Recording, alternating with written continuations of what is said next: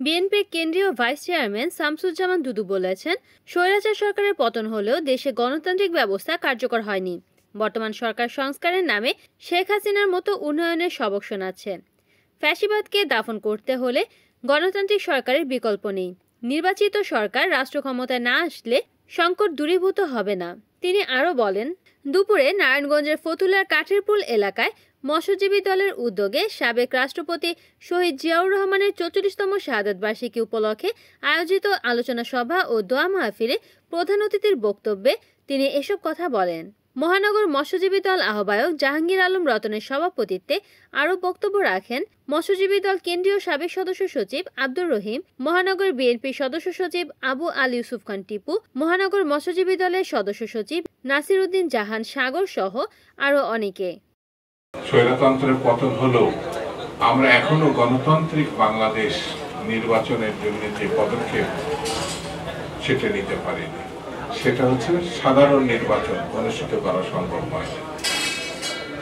সংস্কারের নামে শেখ হাসিনার মতো উন্নয়নের সবক শোনাচ্ছে এই সরকার আমাদেরকে।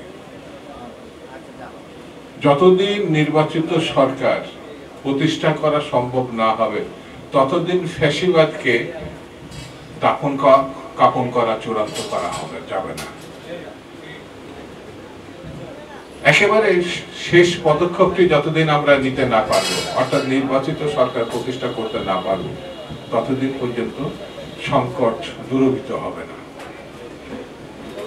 পার্শ্ববর্তী দেশ ভারত, যাকে স্বৈরতান্ত্রিক ব্যবস্থার মূর্ত প্রতীক শেখ হাসিনাকে জায়গা দিয়েছে, সেই দেশ আমাদের বিরুদ্ধে লাগাতার অপপ্রচার করছে। সেই দেশকে রুখতে হলে নির্বাচিত সরকার দরকার, এছাড়া কোনো পথ নেই। দেশনেত্রী বেগম খালেদা জিয়া বলেছেন, গণতন্ত্রের পথে যাত্রা বারবার বিঘ্নিত হচ্ছে।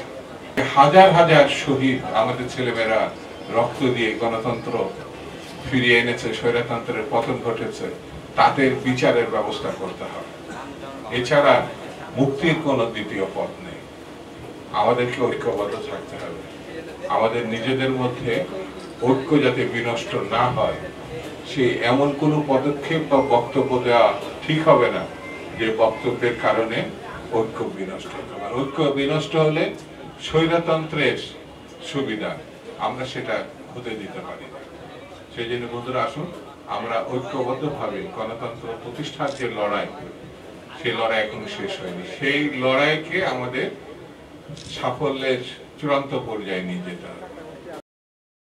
রিপোর্ট করেছেন সাগর খান, NN টিভি, নারায়ণগঞ্জ।